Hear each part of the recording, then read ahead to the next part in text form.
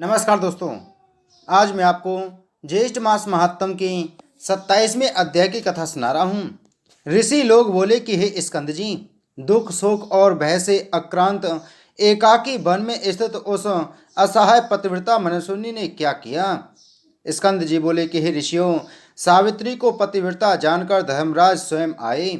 उस कृष्ण पिंगल वर्ण पुरुष को अत्यंत तेजवान देखकर वह पतिव्रता भामिनी बोली कि हे पुरुष, लोक भयंकर तुम कौन हो। यमराज बोले कि हे बरारोहे, हे मनस्विनी, तुम्हारे पति क्षीणायु हैं, और हे देवी, तुम्हारा दुर्विषह तेज सहन करने योग्य नहीं है। हे माँ भागे, यह जानकर मैं स्वयं आया हूँ। यह उस बरारोहा सावित्री से कहकर उस महात्मा सत्यवान की देह से अंगुष्ठ मात्र पुरुष को पास में खूब गाढ़ा बांधकर वेग से खींचा और उसे लेकर यमराज अपनी यमपुरी को चल दिए। तत्पश्चात अपने पति की आत्मा के पीछे पीछे सावित्री भी चली। यमराज बोले कि हे माँ भागे, तुम बहुत दूर तक चली आई हो, अब लौट जाओ और घर जाकर अपने मृत पति की अर्धदैहिक पारलौकिक क्रिया कर्म कराओ। इस प्रकार यमराज के कहने पर उस समय सावित्री यमराज से बोली कि हे मानद, आपके समीप मुझे शर्म नहीं है और न मुझे ग्लानि है। हे सुरेश्वर, विशेषकर मुझे पति के समीप ग्लानि हो भी कैसे सकती है।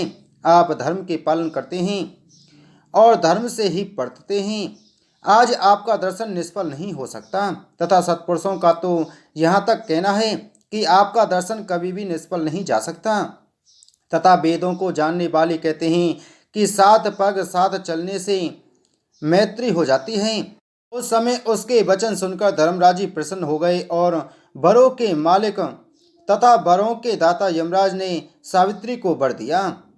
सावित्री ने अपने सास ससुर के लिए नेत्र प्राप्ति, राज्य प्राप्ति तथा रूप का वर मांगा और पिता के लिए तथा अपने लिए 100 पुत्रों होने का वर मांगा तथा यमराज की आज्ञा से पति का जीवन रूपी वर भी मांगा। तदंतर सुमित्रा सावित्री ने धर्मराज की प्रदक्षिणा की। सावित्री के सभी वरों को देकर यमराज अपने लोक को गए और सावित्री अपने पति के सिर को अपनी गोद में लेकर वट वृक्ष के समीप पूर्ववत बैठ गई। हे ब्राह्मण, उसके पश्चात वह सत्यवान जागकर यह वचन बोले कि हे बरारोहे, हे भावनी, मैंने इस समय एक अद्भुत स्वप्न देखा है और वह सब वृतांत जो धर्मराज ने किया था और कहा था वह सभी सावित्री को कह सुनाया। सावित्री ने भी जो बातचीत यमराज के साथ हुई थी सत्यवान को बताई। सूर्य नारायण के अस्त हो जाने पर राजा द्युमत्सेन अपने पुत्र के आगमन की आकांक्षा में इधर उधर दौड़ने लगे।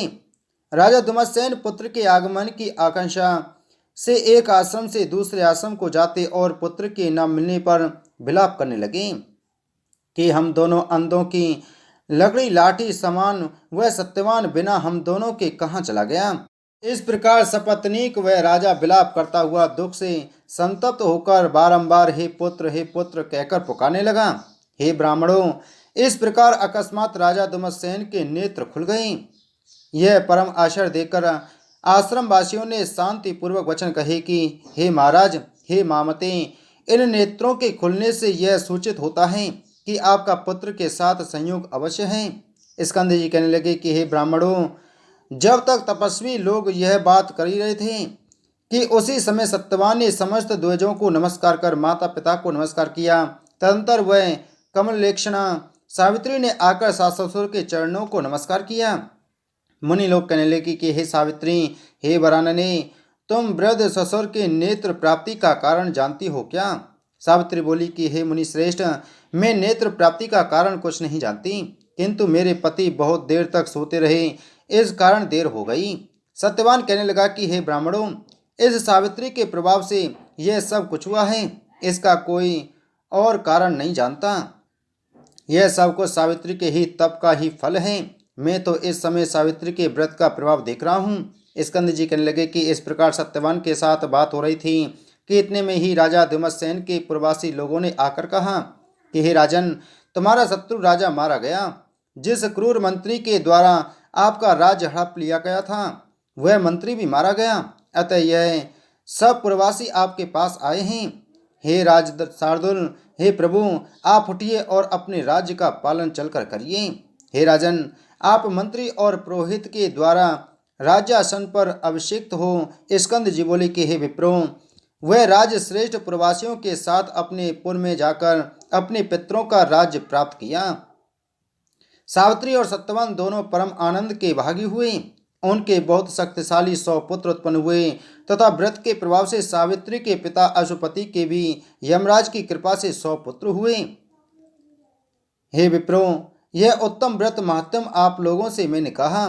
इस व्रत के प्रभाव से क्षीण आयु सावित्री का पति जीवित हो गया, इसलिए इस व्रत को सब स्त्रियों को करना चाहिए। यह व्रत पति सौभाग्य का फल देता है। इति श्री ज्येष्ठ मास महात्म 27वां अध्याय संपूर्ण। बोलो विष्णु भगवान की जय।